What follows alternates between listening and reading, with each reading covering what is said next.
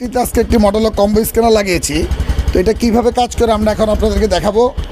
আসলে মূলত এই ডিভাইসটার মজাই একটা যে চাবি অফ করলে অটো লক হয় এবং ডিভাইসে কোনো পাওয়ার থাকে না। দেখি তোমরা একটু সরো, তোমরা সরো ভাই, আপনার কয়েনটা দেন।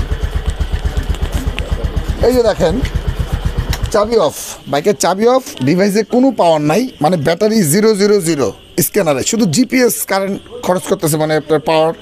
আর একটা ভার্সনে পাওয়ার দিই না আমরা জিপিএসে। যাদের বেশি প্রবলেম, বাইকের কম চালান, তাদের জন্য ভার্সনটা আলাদাভাবে ইনস্টলেশন করা হয়। যাদের নতুন বাইক বা রেগুলার চালানো হয় তাদের ইনস্টলেশনটাও হয় আরেকভাবে। এই যে দেখেন বাইক কিন্তু লক হয়ে গেছিলো, অটো স্টার্ট হবে না, দেখছেন হচ্ছে না। যখনই চাবি অফ করবেন অটোমেটিক লক হয়ে গিয়েছে। চাবি অন করবেন এবং স্ক্যান করবেন, দেখেন এই যে বাইক এখন আনলক।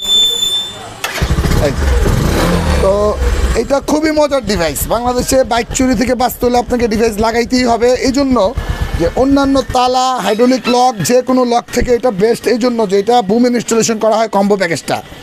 আপনার জিপিএসটা বাইকের গোপন জায়গায় লাগানো থাকে, যেটা সিটের নিচে লাগানো হয় না। সিটের নিচে লাগানো হয় বড় ডিভাইসগুলো। এটা হলো প্রথম ধাপের একটা সিকিউরিটি স্ক্যানারের।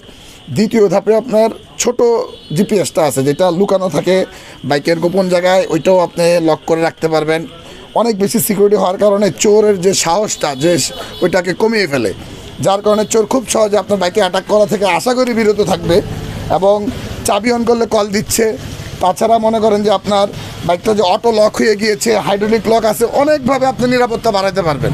আর আমাদের ডিভাইসের কারণে আপনি অতিরিক্ত সিকিউরিটি বাড়িয়ে নিয়েছেন অনেক বেশি, যার কারণে আশা করি আপনার বাইক অনেক নিরাপত্তা বেড়ে যাবে। আমাদের এটা যারা লাগাতে চান আমাদের ডেসক্রিপশনে দেওয়া নাম্বারে যোগাযোগ করুন। আসসালামু আলাইকুম।